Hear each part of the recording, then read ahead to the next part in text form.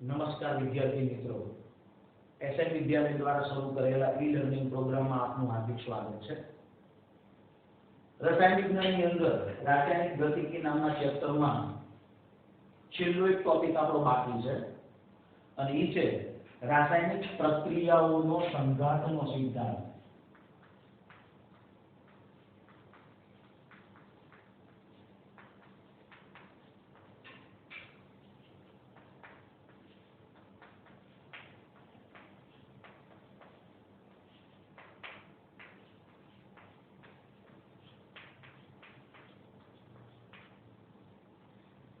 रासायनिक प्रक्रियाનો સંઘાતનો સિદ્ધાંત William Louis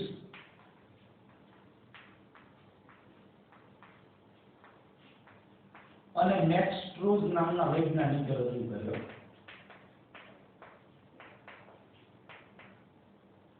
એમણે રજૂ કરેલો આ સિદ્ધાંત વાયુની ગતિ ઊર્જા ઉપર આધારિત છે।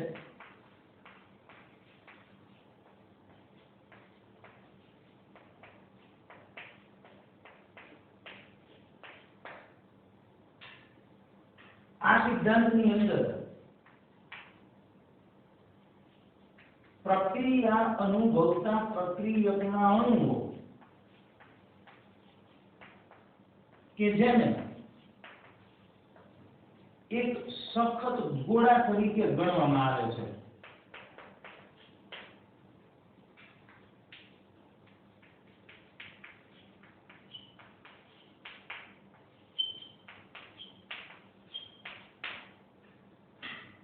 रासायनिक प्रक्रिया में भाग लेता प्रक्रियकना अणुओ के जेने सतत गोळा तरीके गणवामां आवे छे अने तेमनी संरचना ने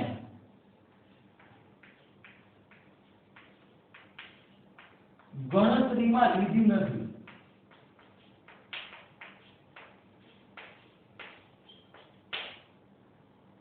एमणे आ संघातना सिद्धांत माटे एवी रजूआत करी के रासायनिक प्रक्रिया में भाग लेता प्रक्रियकना अणुओ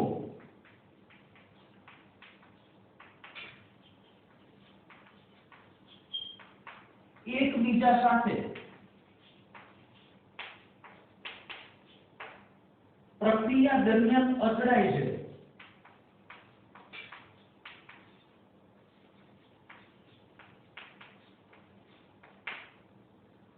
અને એમાંથી નિપજ બને છે। રાસાયણિક પ્રક્રિયામાં ભાગ લેતા પ્રક્રિયકના અણુઓ એકબીજા સાથે પ્રક્રિયા દરમિયાન અથડાય છે અને નિપજ બને છે। આ અભિધારણાના આધારે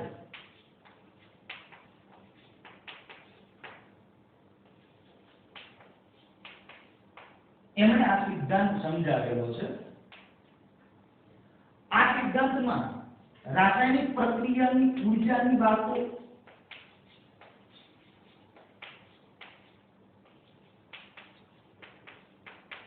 અને એ રાસાયણિક પ્રક્રિયાની ક્રિયાવિધિ સમજાવે છે।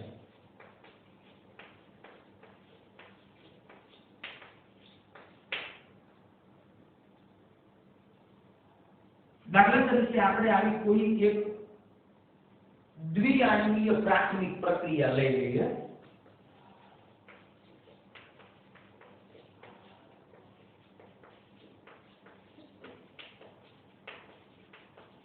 કે જેમાં A અને B નામના પ્રક્રિયકના અણુઓ પ્રક્રિયા કરી અને એની અંદરથી નિપજ બનાવે છે। तो ई प्रक्रिया में भाग लेता प्रक्रियकना अणुओ रासायनिक प्रक्रिया दरमियान एकबीजा साथे અથડાય तो ज एमांथी निपज बने छे। तो આવી રાસાયણિક પ્રક્રિયાના વેગને એમણે નીચેના સૂત્ર મુજબ દર્શાવ્યું તો કે પ્રક્રિયા વેગ બરાબર ZAB into e raised to minus EA upon RT, જે ZAB જેને અથડામણની આકૃતિ તરીકે ઓળખવામાં આવે છે અથવા એને સંઘાત આવૃત્તિ તરીકે ઓળખવામાં આવે છે। એટલે પહેલા તો એક વ્યાખ્યા આવશે કે સંઘાત આવૃત્તિ એટલે શું। તો તમે જે રાસાયણિક પ્રક્રિયા કરો છો એ રાસાયણિક પ્રક્રિયાના મિશ્રણમાં પ્રતિ સેકન્ડ પ્રતિ એકમ કદની અંદર પ્રક્રિયા કરતા અથવા સંઘાત અનુભવતા અણુ પરમાણુઓની સંખ્યા એટલે અથડામણ આવૃત્તિ। રાસાયણિક પ્રક્રિયા દરમિયાન પ્રક્રિયા મિશ્રણમાં ભાગ લેતા જે પ્રક્રિયકો છે એ પ્રક્રિયકોની સંઘાત પામતી અથવા અથડામણ અનુભવતી સંખ્યા જેને આપણે અથડામણ આવૃત્તિ એટલે કે ZAB તરીકે દર્શાવીએ છીએ। સાથે સાથે આપણે એવી રજૂઆત પણ કરી કે ભાઈ જો આ પ્રક્રિયકના અણુઓ એકબીજા સાથે અથડાય તો અથડાઈને એમાંથી નિપજ મેળવવી હોય તો ઈ પ્રક્રિયકના અણુઓ પાસે અમુક નક્કી કરેલી ઊર્જા જેને આપણે દેહલી ઊર્જા તરીકે ઓળખીએ છીએ E એટલે તો સક્રિયકરણ ઊર્જા છે। ટૂંકમાં રાસાયણિક પ્રક્રિયામાં ભાગ લેતા પ્રક્રિયકના અણુઓ વચ્ચે ફળદાયી સંઘાત થઈ અને એની અંદરથી જો નિપજ મેળવવી હોય તો ઈ નિપજ મેળવવા માટે પ્રક્રિયામાં ભાગ લેતા પ્રક્રિયકના અણુઓ પાસે દેહલી ઊર્જા જેટલી કે એના કરતા વધારે ઊર્જા હોવી જરૂરી છે અને તો જ ઈ પ્રક્રિયકના અણુઓ વચ્ચે ફળદાયી અથડામણ થઈ અને એની અંદરથી આપણને નિપજ મળે। તો અહીંયા આપણે જે દ્વિઆંશીય પ્રાથમિક પ્રક્રિયા લખી છે એ રાસાયણિક પ્રક્રિયાના પ્રક્રિયા વેગને આપણે આ પ્રમાણે લખી શકીએ જ્યાં ZAB એટલે અથડામણની આવૃત્તિ છે અને e−EA/RT આ પદ એ સક્રિયકરણ ઊર્જા કરતા વધુ કે ઓછી ઊર્જા ધરાવતા અણુઓનો અંશ છે।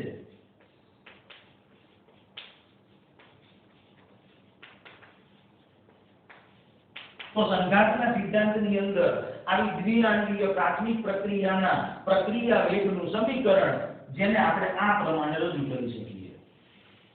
હવે અહીં રજૂ થયેલું આ સમીકરણ ઈ આરએનએસ ના સમીકરણ જેવું જ છે। તો આરએનએસ નું સમીકરણ શું હતું તો કે વેગ અચળાંક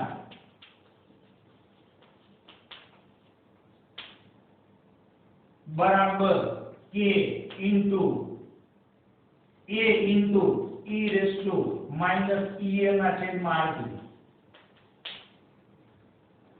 ટૂંકમાં આ સમીકરણ સંઘાતના સિદ્ધાંતનું ઈ આરએનએસ ના સમીકરણ સાથે જો સરખાવીએ તો આરએનએસ ના સમીકરણની અંદર જે આરએનએસ પરિબળ અથવા આવૃત્તિ અવયવ હતો ઈ આવૃત્તિ અવયવ આ સંઘાતના પ્રક્રિયા વેગ સમીકરણના સંઘાત આવૃત્તિ સાથે સંબંધ ધરાવે છે। ટૂંકમાં આ દ્વિઆંશીય પ્રાથમિક પ્રક્રિયાઓ હોય તો એ દ્વિઆંશીય પ્રાથમિક પ્રક્રિયા કે જેમાં ભાગ લેતા પ્રક્રિયક અણુઓ એના વેગ અચળાંકનું મૂલ્ય ઈ નક્કી કરવું હોય તો આપણે એનું પ્રાકકથન કરી શકીએ। પ્રાથમિક પ્રક્રિયા એટલે ખબર છે આપણને કે જે પ્રક્રિયા એક જ તબક્કામાં પૂર્ણ થતી હોય। અને પ્રાથમિક પ્રક્રિયાઓના વેગ અચળાંકનું પ્રાકકથન કરવું હોય તો વેગ અચળાંકના મૂલ્યનું પ્રાકકથન આપણે આ સમીકરણનો ઉપયોગ કરી અને કરી શકીએ। પણ જો આપણે જટિલ પ્રક્રિયાની વાત કરીએ તો જટિલ પ્રક્રિયા એટલે કેવી પ્રક્રિયા કે જેની અંદર રાસાયણિક પ્રક્રિયામાં આણ્વિકતા 3 કરતા વધારે હોય। ટૂંકમાં રાસાયણિક પ્રક્રિયામાં ભાગ લેતા પ્રક્રિયકના અણુઓની સંખ્યા વધારે। તો જટિલ પ્રક્રિયા હોય તો એવી જટિલ પ્રક્રિયાના વેગ અચળાંકનું મૂલ્ય આપણે મેળવવું હોય તો એ વેગ અચળાંકનું મૂલ્ય ઈ મેળવવામાં થોડીક મુશ્કેલી ઊભી થાય છે। એટલે એના વેગ અચળાંકનું મૂલ્ય એની અંદર જો જાણવું હોય તો એમાં આપણને વિચલન જોવા મળે અને એનું એકમાત્ર કારણ છે કારણ કે જટિલ પ્રક્રિયાની અંદર રાસાયણિક પ્રક્રિયામાં ભાગ લેતા પ્રક્રિયકના અણુઓ વચ્ચેના બધા જ સંઘાત નિપજ બનાવતા નથી. કારણ કે જે અણુઓ પાસે સક્રિયકરણ ઉર્જા જેટલી ઉર્જા હશે આવા અણુઓ જ અચળાઈ અને નિપજમાં રૂપાંતરણ પામશે અથવા દેહલી ઉર્જા જેટલી ઉર્જા હશે. જ્યારે જટિલ પ્રક્રિયાની અંદર એવા કેટલાક અણુઓ હશે કે જેમની પાસે દેહલી ઉર્જા જેટલી ઉર્જા નથી એટલે એમની અથડામણથી નિપજ બનતી નથી. ટૂંકમાં જટિલ પ્રક્રિયામાં પ્રક્રિયકો વચ્ચેની બધી જ અથડામણ અથવા બધા જ સંઘાત ઈ નિપજમાં રૂપાંતરિત થતા નથી. અને એટલે જટિલ પ્રક્રિયાઓનો વેગ અચળાંક નક્કી કરવો હોય તો એ વેગ અચળાંકની અંદર આપણને વિચલન જોવા મળે. તો રાસાયણિક પ્રક્રિયાઓ જે છે એ રાસાયણિક પ્રક્રિયાઓની અંદર આપણે જે રજૂ કર્યું સમીકરણ કે ભાઈ ZAB એટલે અથડામણની આવૃત્તિ e⁻ એટલે સક્રિયકરણ ઉર્જા કરતા વધુ કે ઓછી ઉર્જા ધરાવતા અણુઓનો અંશ. તો જટિલ પ્રક્રિયાઓના અનુસંધાને એના વેગ અચળાંકનું મૂલ્ય જો આપણે મેળવવું હોય તો એની અંદર વિચલન જોવા મળે. તો એના અનુસંધાને થઈ અને અસરકારક અથડામણ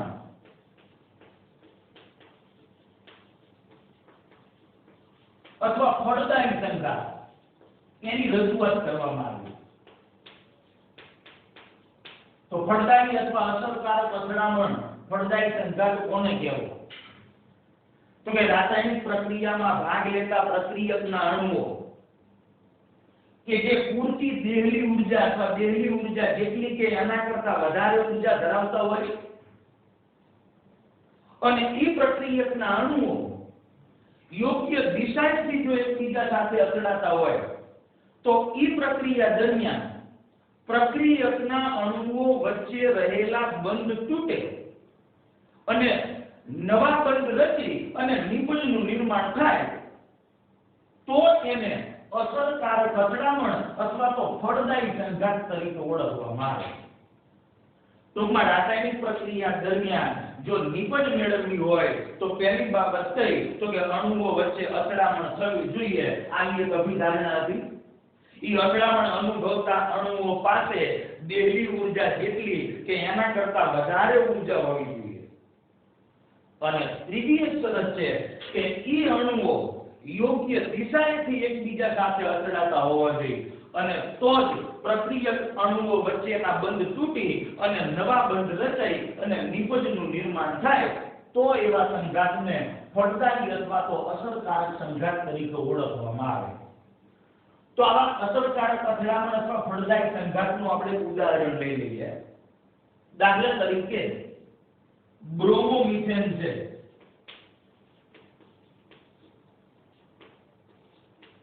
ઈ બ્રોમોમિથેનની પ્રક્રિયા થઈ એની અંદરથી મિથેનોલ બને છે.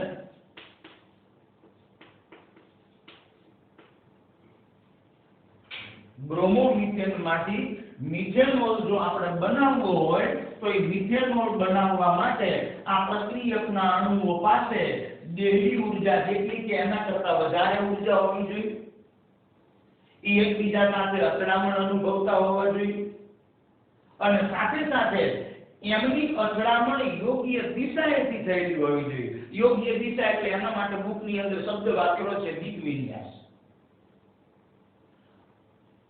જો પ્રક્રિયકના અણુઓ યોગ્ય દિક વિન્યાસ અનુભવશે તો નવા બંધની રચના થઈ અને એમાંથી નિપજ બનશે. પણ જો એમની વચ્ચેનો દિક વિન્યાસ અયોગ્ય હશે તો એની અંદરથી આપણને નિપજ મળતી નથી. દાખલા તરીકે આ બ્રોમોમિથેન છે.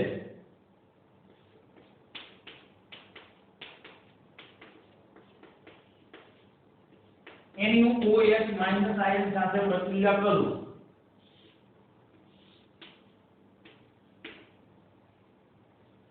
પહેલા આપણે વાત કરીએ અયોગ્ય દિક વિન્યાસની.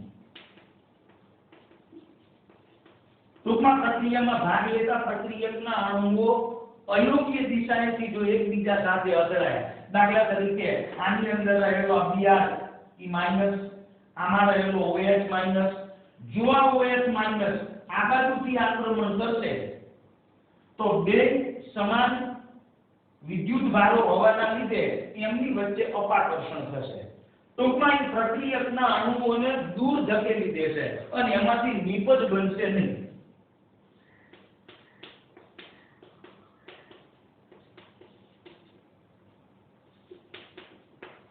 આ બે વચ્ચે અપાકર્ષણ થશે. ટૂંકમાં OH- જો આ બાજુથી આના ઉપર આક્રમણ કરશે તો એવા સંજોગોમાં એમાંથી નિપજ બનતી નથી. કારણ કે અહીંયા પ્રક્રિયામાં ભાગ લેતા પ્રક્રિયકના અણુઓ અયોગ્ય દિશાએથી એકબીજા સાથે અથડામણ અનુભવે છે. પણ જો ઈ જ OH- આની સામેની બાજુથી આક્રમણ કરે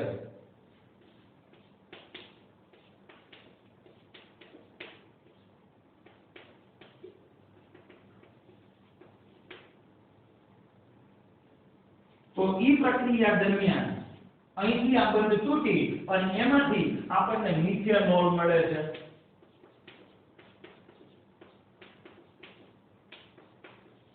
તો આ જે દીપ વિન્યાસ છે એ યોગ્ય દીપ વિન્યાસ છે.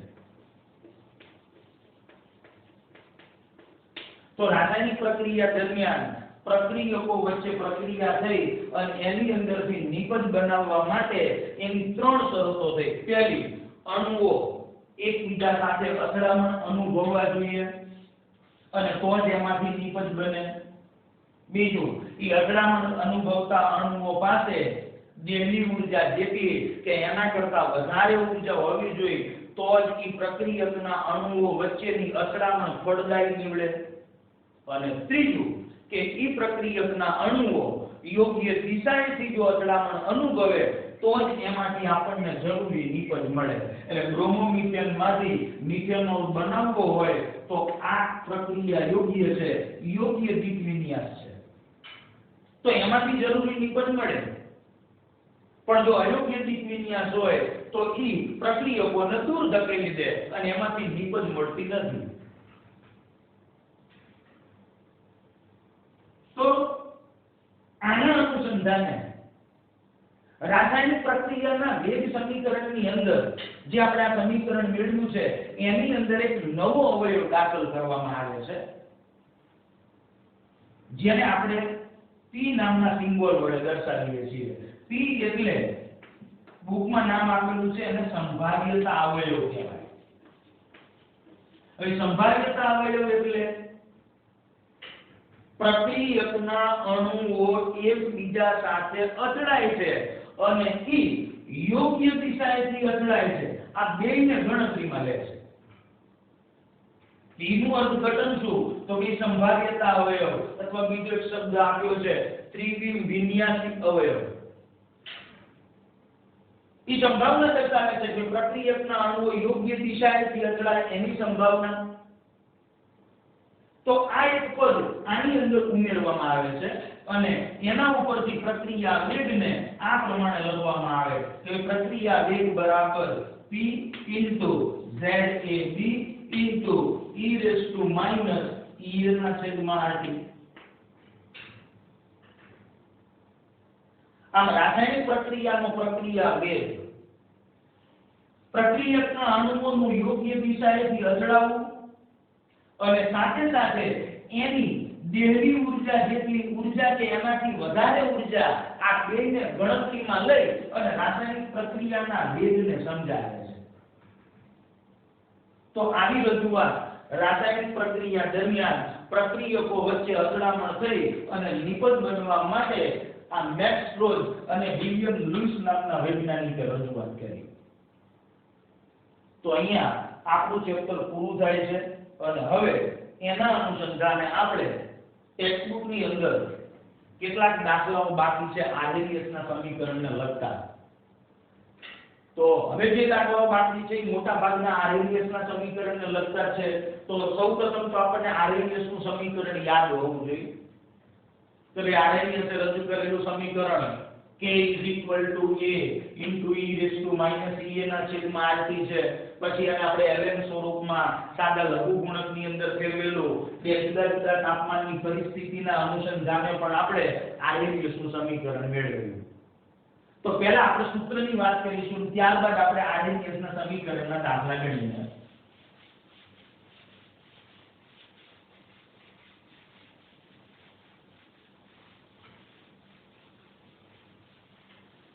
અગાઉ આપણે એવી વાત કરી હતી આરએનએસના સમીકરણમાં કે પ્રક્રિયાના વેગ ઉપર તાપમાનની અસર, તો કે જ્યારે તાપમાન બમણું કરવામાં આવે ત્યારે રાસાયણિક પ્રક્રિયાનો વેગ બમણો થાય છે. એનું મેં તમને સૂત્ર આપ્યું હતું કે તાપમાન 10 અંશ સેલ્સિયસ જેટલું વધારવામાં આવે ત્યારે રાસાયણિક પ્રક્રિયાનો વેગ બમણો થાય છે. આરએનએસ સમીકરણ, તો આરએનએસ નું સમીકરણ આવું હતું, યાદ રાખજો. એમાં આવતા બધા પદો પણ યાદ રાખવાના. વેગ અચળાંક k બરાબર a into e raised to minus e ના છેદમાં r into t, એકા સ્વરૂપ હતું. પછી આપણે એને લોગ સ્વરૂપની અંદર ફેરવી નાખેલું. ln સ્વરૂપનો તો આપણે દાખલામાં ક્યાંય લગભગ ઉપયોગ કરવાનો આવશે નહીં. આપણે એને લોગની અંદર ફેરવી અને જે સમીકરણ મેળવ્યું હતું એ કયા પ્રકારે હતું કે log k બરાબર log a minus e ના છેદમાં rt, 2.303 rt. એટલે પહેલા આપણે ln માં ફેરવતા, પછી એના સાદા લઘુગુણકમાં ફેરવતા, પછી બધાના 2.303 વડે ભાગેલા, એટલે એના ઉપરથી આપણને આ સમીકરણ મળ્યું. પ્રયોગના પરિણામો ઝાઝા હોય તો આપણે એનો આલેખ દોરી અને આલેખના અંતર છે ઉપરથી આપણે એના log a નું મૂલ્ય મેળવી લેતા અને log a મળે એટલે એના ઉપર a નું મૂલ્ય મળી જાય. ઢાળ ઉપરથી આપણને માઈનસ e ના છેદમાં 2.303 r નું મૂલ્ય મળતું. એમાં આપણે આલેખ દોર્યો તો કયો તો કે log k વિરુદ્ધ 1/t નો, અને ઈ આલેખ એનો ઢાળ આટલો આવે. જ્યારે આંતરછેદ ઉપરથી log a નું મૂલ્ય મળે અને એમાં હું એન્ટિલોગ જોઈ નાખું એટલે મને a નું મૂલ્ય મળી જાય. બીજું ખાસ યાદ રાખવાનું, બે જુદા જુદા તાપમાન એટલે બે જ પરિણામો હોય, બે પરિણામોના અનુસંધાને પણ આપણે આરએનએસનું સમીકરણ મેળવ્યું હતું. માની લો કે શરૂઆતનું તાપમાન T1, એ વખતનો વેગ અચળાંક K1, એટલે આ તાપમાન ઓછું છે. હવે હું તાપમાન T1 છે એ વધારીને T2 કરું, એટલે તાપમાન વધારી છે એટલે વેગ અચળાંક વધશે, એટલે વેગ અચળાંક K1 માંથી K2 થાય છે. તો આ તેના અનુસંધાને પણ આપણે સમીકરણ મેળવ્યું હતું. એટલે ખાસ યાદ રાખજો, જે તાપમાન વધુ છે એને આપણે T2 કહીશું, એનો વેગ અચળાંક એને K2 કહીશું, અને એને આપણે ઈ બે પરિણામો ઉપરથી મેળવેલા સમીકરણમાં ઉપર રાખીએ છીએ. એટલે log K2 ના છેદમાં K1 is equal to log K2 ના છેદમાં K1 બરાબર e ના છેદમાં 2.303 r કૌંસમાં 1/T1 minus 1/T2, આવું સમીકરણ હતું. તો આનો ઉપયોગ કરીને આપણે દાખલા ગણવાના આવશે. બે જુદા જુદા તાપમાન આપેલા હશે, એમના વેગ અચળાંકના મૂલ્યો હશે, એના ઉપરથી સક્રિયકરણ ઊર્જા મેળવવાની. સક્રિયકરણ ઊર્જા મળી જાય પછી એના ઉપરથી આરએનએસ અથવા આવૃત્તિ અવયવ એનું મૂલ્ય નક્કી કરવાનું. એટલે કોઈ એક વેગ અચળાંકના સૂત્રમાં સક્રિયકરણ ઊર્જાનું મૂલ્ય આપણે મૂકી અને એના ઉપરથી આરએનએસ પરિબળ એનું મૂલ્ય મેળવી શકીએ. તો આ સૂત્રનો ઉપયોગ કરી અને આપણે દાખલા ગણવાના છે. તો પહેલા આપણે ઉદાહરણની અંદર આપેલા દાખલાઓની ચર્ચા કરીએ અને ત્યારબાદ આપણે સ્વાધ્યાયમાં રહેલા દાખલાઓ ગણીશું. મિત્રો, અગાઉ પણ મેં તમને કીધું તો ફરી એક વખત કહું છું, વિદ્યુત રસાયણ નામનું ચેપ્ટર આપણે પૂરું કરી નાખ્યું છે. વિડિયો તમે જોજો, તમને કંઈ મુશ્કેલી પડે તો એવી મુશ્કેલીઓ નોંધી રાખજો. સ્કૂલના ફોન નંબર ઉપર ફોન કરી અને તમારી જે ડિફિકલ્ટી હોય તમે જણાવશો તો તમારી ડિફિકલ્ટીનું સોલ્યુશન અમે વિડિયો દ્વારા કરીશું. તો આજે આપણે ઉદાહરણનો જે દાખલો આપેલો છે કોયડો, એ કોયડાની પહેલા વાત કરીએ. ટેક્સ્ટબુક ની અંદર કોયડા નંબર 4.9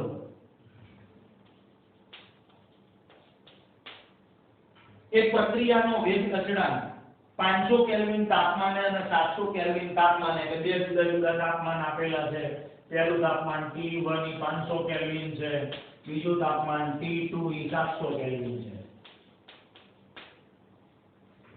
પણ એમના વેગ અચળાંક અનુક્રમે તો આનો વેગ અચળાંક એને K1 નામ આપી દો, એનું મૂલ્ય છે 0.02 સેકન્ડ ઇન્વર્સ. આનો વેગ અચળાંક એને K2 કહી દો, એનું મૂલ્ય છે 0.07 સેકન્ડ ઇન્વર્સ.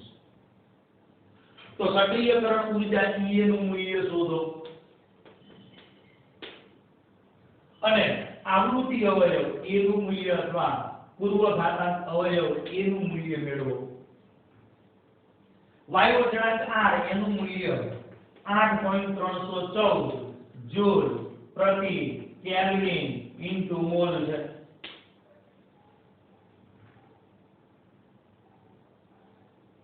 તો આપણે આ સમીકરણ મૂકી દઈએ એટલે K2 આપણી પાસે છે, K1 પણ છે, સક્રિયકરણ ઊર્જા શોધવાની છે. R નું મૂલ્ય આપણી પાસે જૂલ પ્રતિ કેલ્વિન ઇન્ટુ મોલ છે. મેં તમને અગાઉ કીધું હતું કે જો તમે R નું મૂલ્ય જૂલ પ્રતિ કેલ્વિન ઇન્ટુ મોલ માં લો તો સક્રિયકરણ ઊર્જા તમને જૂલ પ્રતિ મોલ નામના એકમમાં મળે. T1 અને T2 આપેલા છે તો ઈ બધી કિંમતો આ સમીકરણમાં મૂકી દઈએ તો log K2 એટલે 0.07 છેદમાં K1 0.02 બરાબર EA જેનું મૂલ્ય આપણે શોધવાનું છે ભાગ્યા 2.303 આ 8.314 કૌંસમાં 1/T1 તો ઈ છે 500 માઈનસ 1/T2 700 EA છેદમાં 2.303 ગુણ્યા 8.314 કૌંસમાં લસા લઈ લઈએ. અહીંયા 700 માઈનસ 500 થશે. ચલો EA છેદમાં 2.303 ગુણ્યા 8.314 અહીંયા થશે 200 ભાગ્યા 500 ગુણ્યા 700 7/2 તો 7/2 ની અંદર આપણે 3.5 એટલે અહીંયા log 3.5. હવે આપણે વાત કરીએ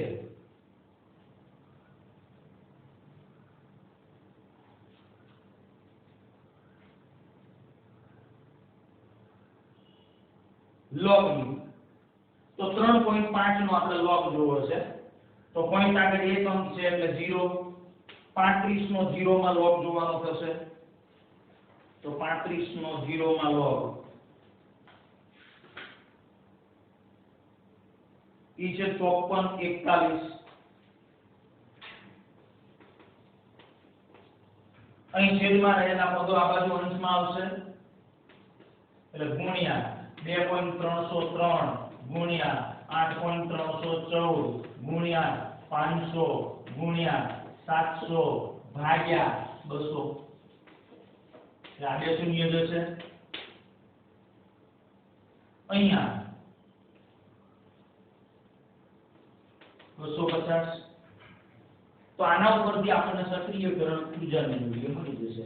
તો ઈ આપણે કેલ્ક્યુલેશન કરી નાખીએ 0.5441 ગુણ્યા 2.303 ગુણ્યા 8.314 ગુણ્યા 250 ગુણ્યા 7 તો તમારો જવાબ આવશે 18231.42. 18231.42.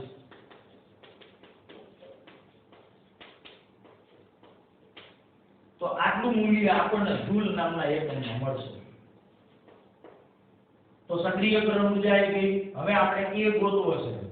તો એ રહ્યો ઈ ગમે તે એક વેગ અચળાંકના સૂત્રમાં મૂકી દઈએ. માની લો કે હું પહેલા તાપમાન વાળું સૂત્ર મૂકું log k1 બરાબર log a માઈનસ e ના છેદમાં 2.303 r t1. તો k1 તો આપણને આપેલો છે કેટલો 0.02 એટલે log 0.02 log a કારણ કે એની વેલ્યુ આપણે ગોતવાની છે માઈનસ e એની વેલ્યુ છે 18231.42 ભાગ્યા 2.303 r ની વેલ્યુ 8.314 અને પેલું તાપમાન ઈ છે 500. ચલો 0.02 એટલે log 2 ગુણ્યા 10 - 2 બરાબર log a. આનું આપણે સાદું રૂપ આપી દઈએ. તો એની ગણતરી કરીએ તો 18231.42 ભાગ્યા 2.303 ભાગ્યા 8.314 ભાગ્યા 500 ઈ મૂલ્ય આવશે 1.943. ચલો આનો log જોવો છે એટલે પહેલા ગુણાકાર છે તો log નો સરવાળો 2 નો log 0.3010 માઈનસ 2 આગળ આવશે log 10 ની કિંમત 1 બરાબર log a માઈનસ 1.943. તો log a બરાબર આને સામેની બાજુ લઈ જઈએ એટલે 1.943 પ્લસ 0.3010 માઈનસ 2 તો 1.943 પ્લસ 0.3010 માઈનસ 2 તમારો જવાબ આવશે 0.2053. આ log a ની વેલ્યુ હતી માટે a બરાબર એટલે મારે a ગોતવો હોય તો બે બાજુ એન્ટી log લેવા પડે એટલે એન્ટી log 0.2053 અને 0.2053 એનો એન્ટી log જોઈએ તો એન્ટી log 0.20 નો 5 માં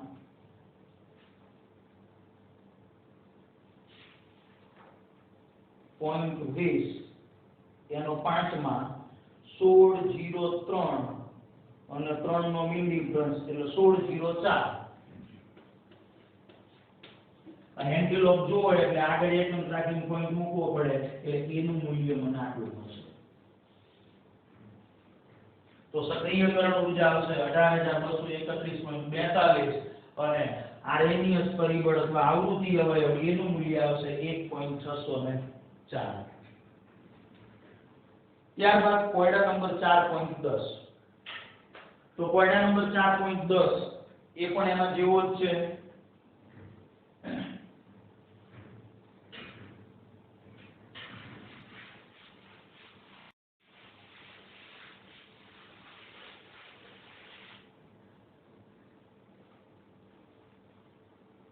ઇથાઇલ આયોડાઇડના વિઘટનની પ્રથમ ક્રમની પ્રક્રિયા નીચે પ્રમાણે છે. એટલે પ્રક્રિયાનું તમને સમીકરણ આપેલું છે. 600 કેલ્વિન તાપમાને એનો વેગ અચળાંક 1.60 ગુણ્યા 10 - 5 છે. એટલે પહેલું તાપમાન છે 600 કેલ્વિન જેને T1 નામ આપી દો. એનો વેગ અચળાંક K1 ઈ છે 1.60 ગુણ્યા 10 - 5 સેકન્ડ ઇન્વર્સ. એની સક્રિયકરણ ઊર્જા E એ આપણને આપી દીધી છે એટલે E a બરાબર 209 કિલો જૂલ પ્રતિ મોલ. એને જૂલમાં ફેરવી દો એટલે 1000 વડે ગુણવાના તો 209000 આટલા જૂલ પ્રતિ મોલ. આ કિલો જૂલમાં રાખો તો આનું મૂલ્ય તમારે કિલો જૂલમાં લેવું પડશે 8.314 ગુણ્યા 10 - 3 સક્રિયકરણ ઊર્જા આપેલી છે T1 છે K1 છે. બીજું તાપમાન છે T2 બરાબર 700 કેલ્વિન. તો ઈ વખતનો વેગ અચળાંક એટલે મારે K2 મેળવવો છે. શું મેળવવું છે? K2 મેળવવો છે. તો K2 મેળવવું હોય તો આપણી પાસે સૂત્ર છે log K2 ના છેદમાં K1, અથવા આ સમીકરણમાંથી આપણે આ સમીકરણને બાદ કર્યું હતું એટલે log K2 minus log K1, log ની બાદબાકી K2 ના છેદમાં K1 એટલે log K1 minus log K2 minus log K1 અને એનું સૂત્ર હતું EA છેદમાં 2.303 R કૌંસમાં 1/T1 minus 1/T2. કિંમત આમાં મૂકી દઈએ તો log K2 એ આપણે શોધવાનો છે minus log K1 એટલે log 1.60 ગુણ્યા 10 ની -5 બરાબર EA એનું મૂલ્ય છે 209,000 છેદમાં 2.303 R એટલે 8.314. આનું સાદું રૂપ આપીએ તો 700 અને 600 છે એટલે 700 ગુણ્યા 600 ઉપર વચ્ચે 100. તો આટલાનું પહેલા સાદું રૂપ આપી દઈએ તો 209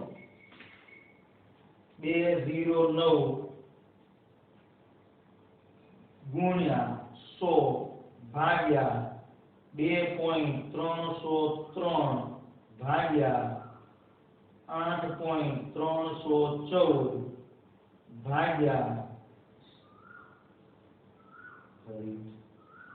20,900 ગુણ્યા 100 ભાગ્યા 2.303 ભાગ્યા 8.314 ભાગ્યા 700 ભાગ્યા 600.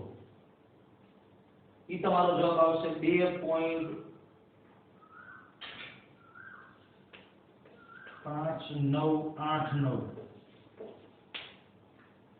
ચલો એ જ રીતે આ બાજુ log K2 આનો log એટલે માઈનસ ગુણાકારી log નો સરવાળો આનો log આવશે એટલે 0.16 નો log તો 16 નો 0 માં log ઈ છે 2041 અને -5 આગળ log 10 ની કિંમત 1 તો log K2 બરાબર 2.5989. આ માઈનસ છે સામે જશે એટલે પ્લસ 0.2041. આ માઈનસ છે સામે જશે એટલે પ્લસ, આ પ્લસ થશે સામે જશે એટલે -5. તો 2.5989 પ્લસ 0.2041 બરાબર -5 એટલે -2.1969. આ log K2 આવ્યો. તો મારે K2 શોધવો છે, આનું મૂલ્ય છે -2.1969. K2 ગોતવો હોય તો બે બાજુ એન્ટી લોગ લેવો પડે, તો બંને બાજુ એન્ટી લોગ લઈ લઈએ.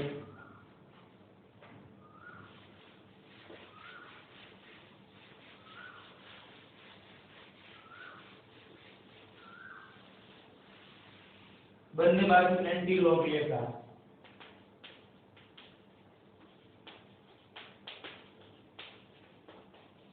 તો આનો એન્ટી લોગ લઈએ એટલે આ બાજુ K2, આનો એન્ટી લોગ એટલે એન્ટી લોગ ઓફ -2.1969 પણ ઋણ સંખ્યા એ એન્ટી લોગ તો મળે નહીં એટલે એન્ટી લોગ ઓફ 12.3 માંથી બાદ કરવા પડશે એટલે 1 -0.1969 એટલે 0.8031. 80 31 હવે આપણે એન્ટિલોપ જોઈએ એટલે આ -3 થી અહીં 10 ની ઘાતમાં જતા રહેશે અને 0.80 નો 3 માં એટલે 63 39 અને 40 63 40 એન્ટિલોપ જો એટલે આગળ એક અંક રાખવાનો આટલા સેકન્ડ ઇનવર્સ જોઈ લઈએ જવાબ કેટલો આવે છે એ જવાબ છે 6.34 ગુણ્યા 10 ની -3 સેકન્ડ ઇનવર્સ તો આરએનએસ ના દાખલાઓ બાકી રહેશે જેની ચર્ચા સ્વાધ્યાયના દાખલાઓ બાકી રહેશે આ સિવાય લખાણ સંબંધી એક બે દાખલાઓ છે એની ચર્ચા પણ આપણે આગળના વિડિયોની અંદર કરીશું નમસ્કાર